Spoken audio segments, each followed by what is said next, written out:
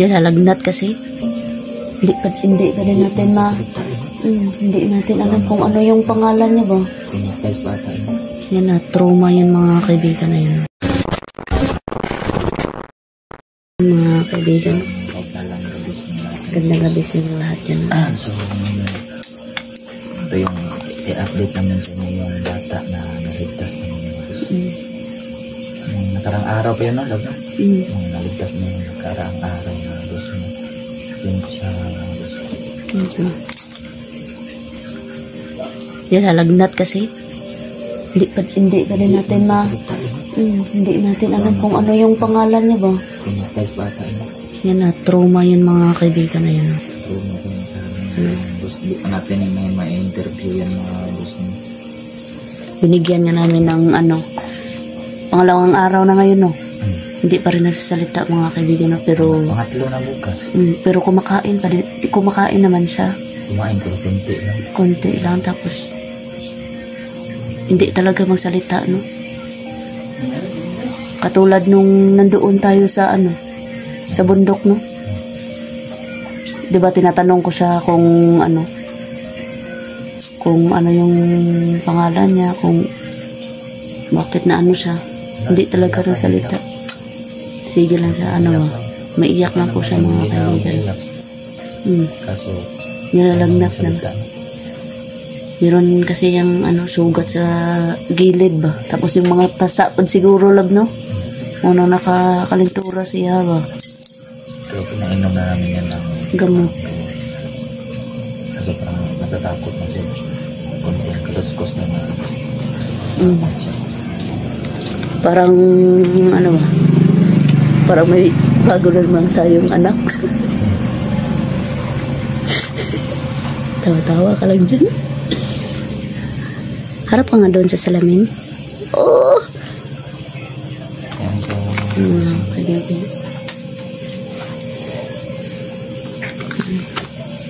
Liga lang.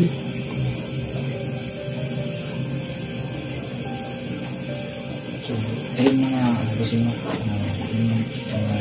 Mayroon kasi kung nabasa ang comment na nagsasabing na daw upload kanila isol daw. Yung apo ng Ermitan mo bigla na lang daw na walang ending sila mo. Isa si GM?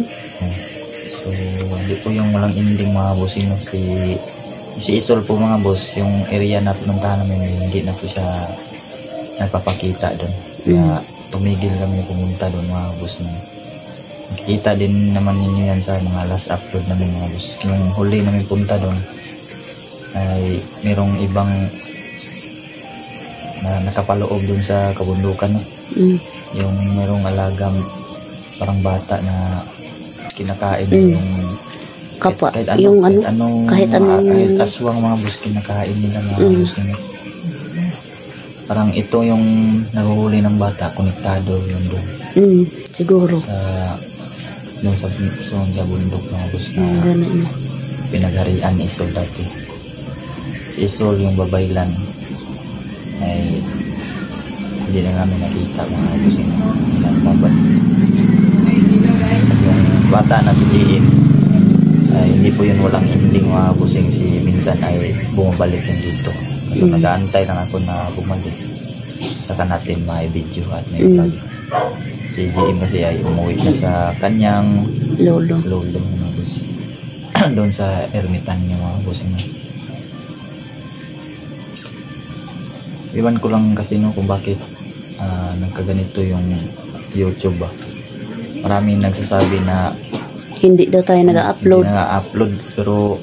Pero naman pag may video upload talaga tayo, di ba? Araw naman ko upload.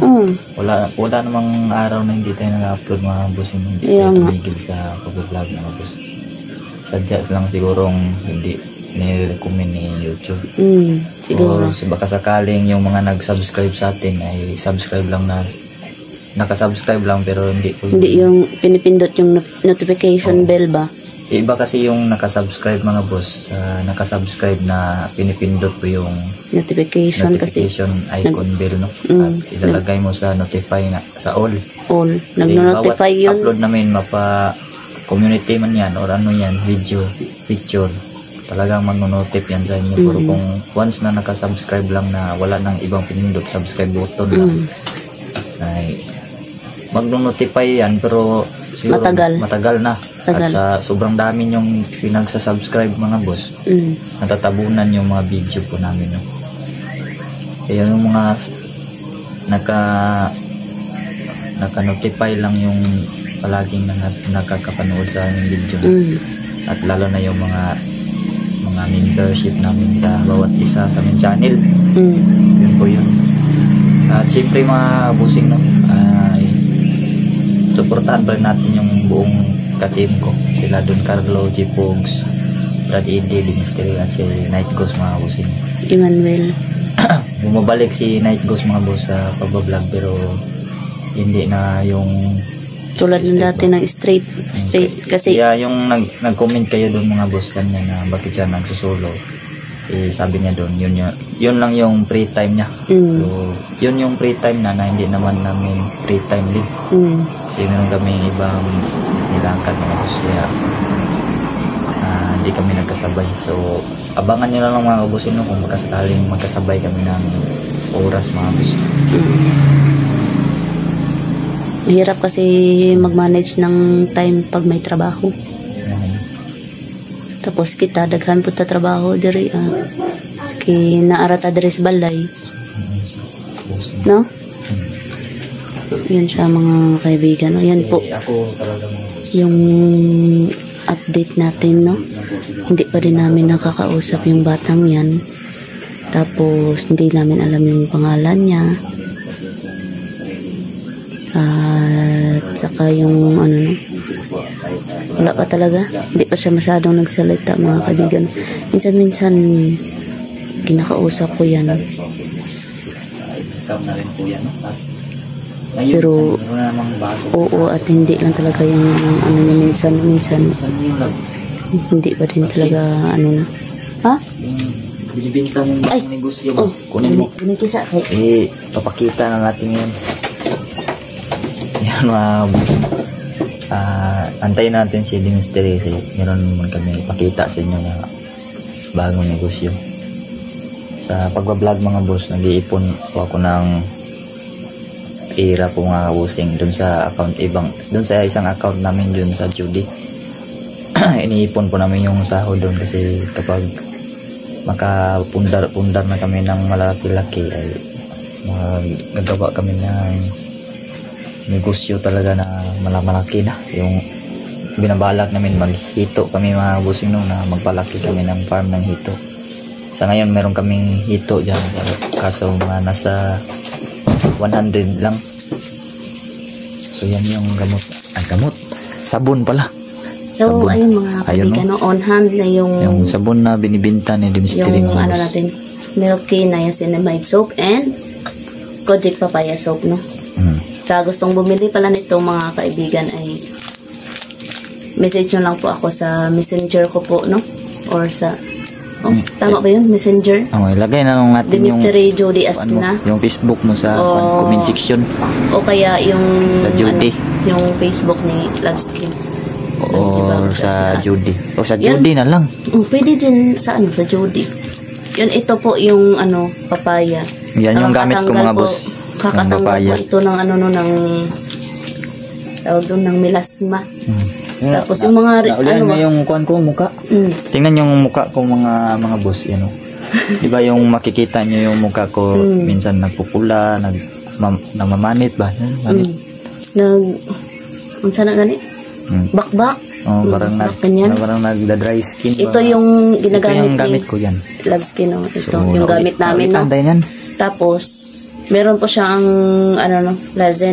placenta enzymes mga kaibigan, kaya maganda po ito gamitin. Magamit kaya nito ay 2 to 3 minutes, ibabad nyo sa mukha nyo, walang kahapdi-hapdi talaga, wala talaga.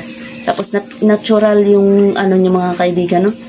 And then ito naman yung milky niacinamide soap with oatmeal mga kaibigan, ay ito, nakakaputi din po ito siya. Sarap niyang kainin siguro mga boss, mabango. Kasi sobrang bango talaga nito nila mga kaibigan, no? Sobrang bango. Yung ito naman ay meron siyang ano, no, ng effect na ano, yung sunblock ba, pag gamitin mo ito, pwede ka na hindi mag-sunblock. Kaya yun mga kaibigan, no, PM na lang po kayo mga busing sa PM na lang po sa presyo messenger namin. No. Yun, nag-ship po kami no kahit saan pa dyan.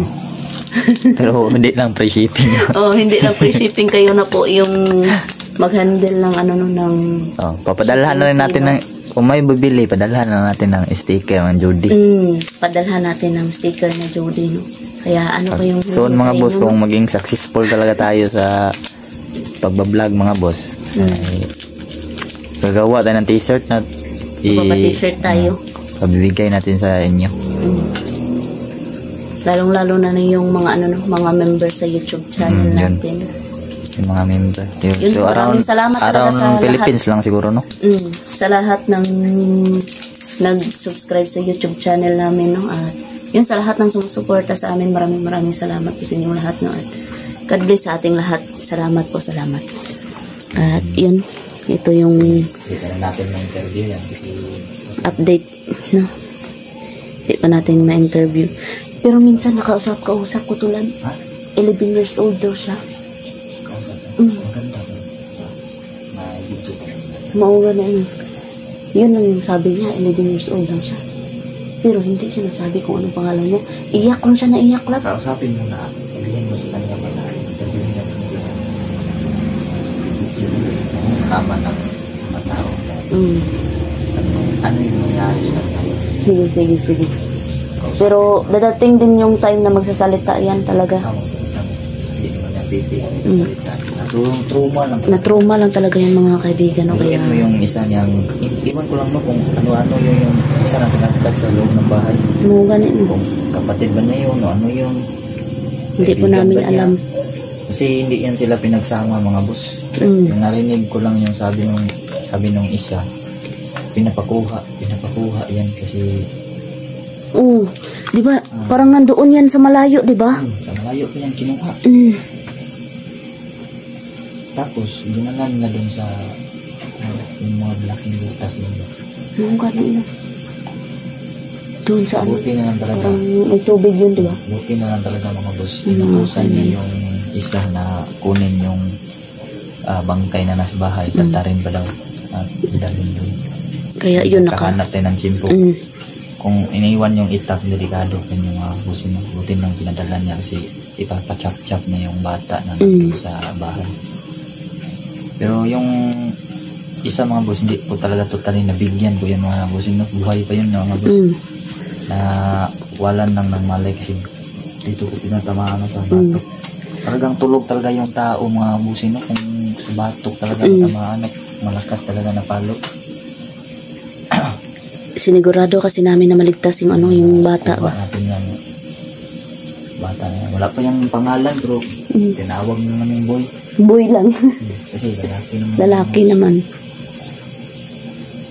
Pero malalaman din natin yan pag nagsalita na yan. Kaya pagkausap na. Salamat talaga sa inyong lahat. No, abangan nyo na lang yung yung update na next update natin sa sunod. At baka makapunta din kami dun sa bahay. Tingnan namin kasi baka marami pa to ba. Marami kasi nag-comment din na balikan daw, balikan. Baka marami pa ba? Bahay daw. Kasi baka marami. Actually yung mga boss, yung bahay na yun talaga ay marami pa rin na namumuga doon, nangahanan mga boss. Ganun. Nandun yung mga aswang, mga engkanto. Kahit ano-ano na lang mo. Pati na yung mga ganun, yung pinangalanan kong cannibal killer. Kasi parang mga cannibal talaga mga boss. Kain sila ng tao. Yun mga kaibigan, hanggang dito na itong video natin. At salamat sa inyong panonood at God bless sa ating lahat.